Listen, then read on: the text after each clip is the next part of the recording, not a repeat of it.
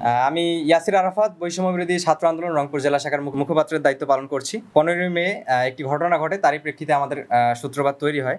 আমাদের দীর্ঘদিন ধরে বৈষম্য বিরোধী ছাত্র আন্দোলন রংপুর জেলা শাখার যে অফিসিয়াল মেসেঞ্জার গ্রুপ, সেই মেসেঞ্জার গ্রুপের বিভিন্ন কর্মপরিকল্পনা, বিভিন্ন কার্যক্রম, বিভিন্ন কথাবার্তা বাহিরে প্রকাশ করা হচ্ছিল, কোনো একজন গুপ্তচর বৃত্তি করছিল। তো আমাদের বিভিন্ন পরিকল্পনা আমরা সাধারণত একটি সংগঠন হিসেবে করেই থাকি যে আমরা কিভাবে আগামীতে কার্যক্রম করব, আমাদের কর্মপরিকল্পনাগুলো কীরকম হবে। এছাড়াও বিশেষত নিষিদ্ধ সংগঠন বাংলাদেশ ছাত্রলীগ এবং আওয়ামী লীগের কার্যক্রমগুলোকে কিভাবে বাংলাদেশ থেকে প্রতিহত করা যায় এবং জুলাই অভ্যুত্থানকে ধরে রাখা যায়, এই ধরনের বিভিন্ন আলোচনা আমাদের হতো।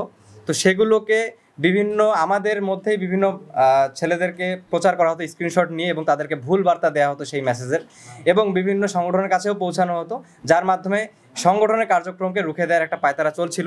তো এই গুপ্তচর বৃত্তিটি কে করছিল এটি আমরা দীর্ঘদিন ধরে ধরার চেষ্টা করি। সে জায়গা থেকে আমরা গত 15 মে যে গুপ্তচর বৃত্তিটি করছিল সেটা ধরা পড়ে যায়। তার নাম হচ্ছে মাহমুদুর রহমান লিওন। সে যে গ্রুপের স্ক্রিনশট নিয়েছে, তার সেখানে স্ক্রিনশটের ছবিতে তার নাম সেখানে উঠে আসে যে রিপ্লাই টু ইউ। তো এটা সে আসলে ভুলক্রমে করে ফেলেছে। বৈষম্য বিরোধী ছাত্র আন্দোলন রংপুর মহানগরের সাবেক সদস্য সীমান্ত হোসেন এবং বৈষম্য বিরোধী ছাত্র আন্দোলন রংপুর জেলা শাখার বহিষ্কার করা তানজিম আলম তাসিনের আইডিতে।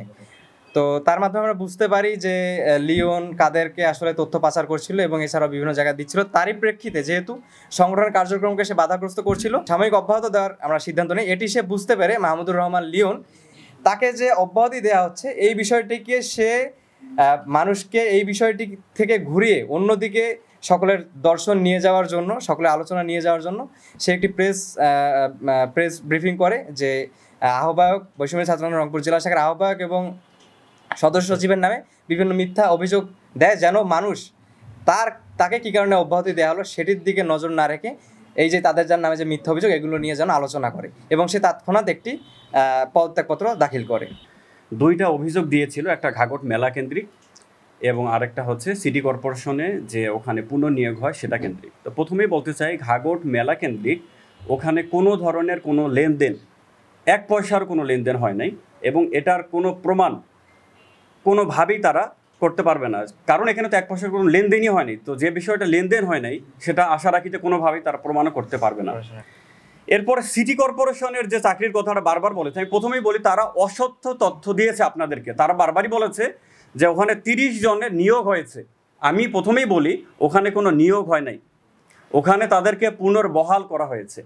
তাদের তো চাকরিই যায় নাই, তাহলে তাদেরকে নিয়োগ দিবে কিভাবে? বিগত 6 বছর আগে যখন তাদেরকে ওখান থেকে বের করে দেওয়া হয়, ফ্যাসিস্টের দোসররা তাদেরকে ওই জায়গায় ঢুকতে দেয় নাই। বৈষম্য বিরোধী ছাত্র আন্দোলন এটা একটা প্ল্যাটফর্ম। কিসের প্ল্যাটফর্ম? এটা বৈষম্য নিরসন করার একটা প্ল্যাটফর্ম, যেটা ফ্যাসিস্ট হাসিনাকে আমরা বাংলাদেশ থেকে সরানোর একটা প্ল্যাটফর্ম। তো আমরা যেহেতু বৈষম্য নিরসন করার একটা প্ল্যাটফর্ম, স্বাভাবিকভাবেই যারাই বৈষম্যের শিকার, আপনারাই বুঝতেছেন সবাই, তারা অনেকেই আমাদের কাছে এসেছিল। তারা কি কি সমস্যা বা তারা কি কি বৈষম্যের শিকার অনেকেই আমাদের কাছে শেয়ার করে। তো সেই জায়গা থেকে তারা যখন আমাদের কাছে এসে এই সমস্ত জিনিসগুলো জানায়, আমরা বলি ঠিক আছে আপনারা তাহলে ওখানে আবেদন দেন, আপনাদের সংশ্লিষ্ট জায়গায় আবেদন দেন।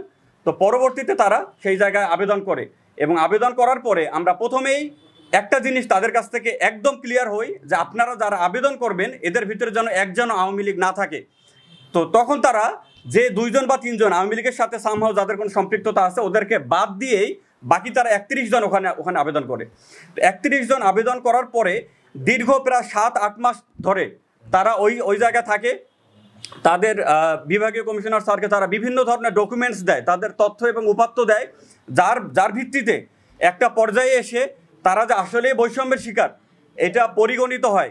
যেহেতু বিভাগীয় কমিশনার স্যার কয়েকটা তদন্ত কমিটিও করেছিলেন সেই জায়গায়, সেই সমস্ত তদন্ত কমিটির রিপোর্ট এবং সমস্ত রিপোর্ট মিলে তারা সেই সিদ্ধান্তে উপনীত হয় যে আসলেই তারা বৈষম্যের শিকার ছিল, এবং যার কারণে তাদেরকে ওই জায়গাটায় পুনর্বহাল করা হয়।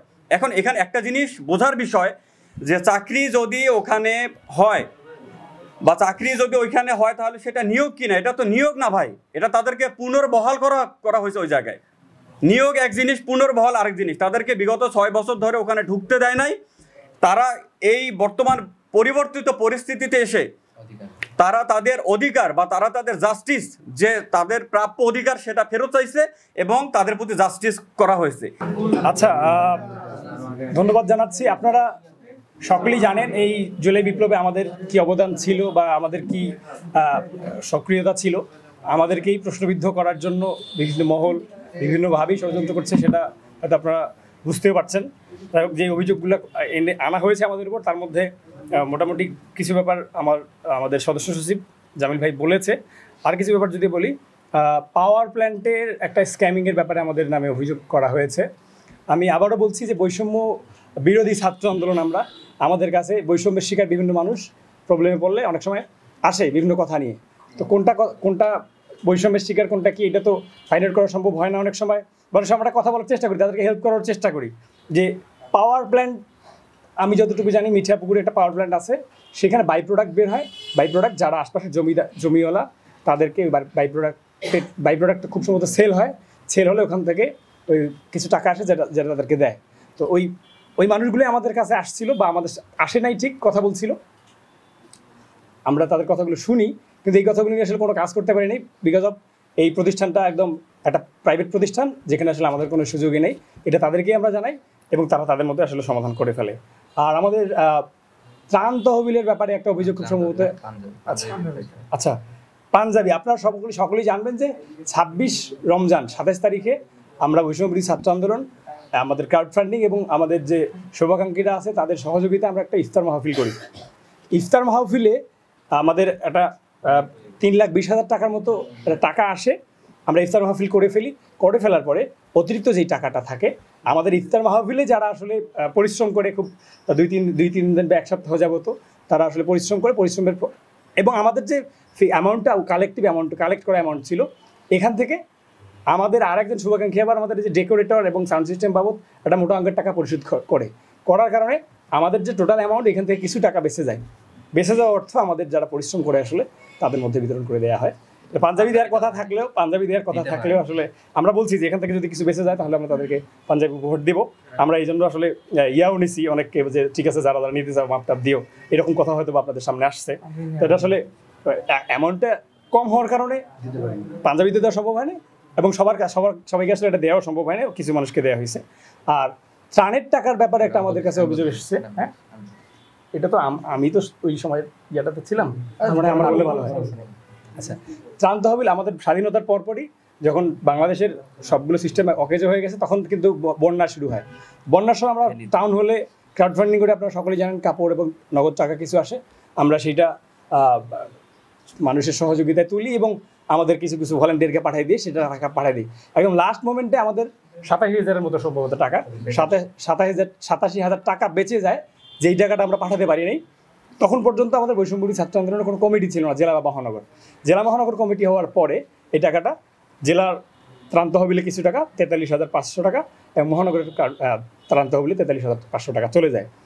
আমাদের যে ত্রাণ তহবিলের টাকা সেটা এখনও বহাল তবিয়তে আছে এবং টাকা অল্প হওয়ার কারণে আমরা এই যে রিসেন্টলি যে কালবৈশাখী ঝড় হলো, অনেকগুলো ক্ষয়ক্ষতি হয়, আমরা দিতে পারিনি।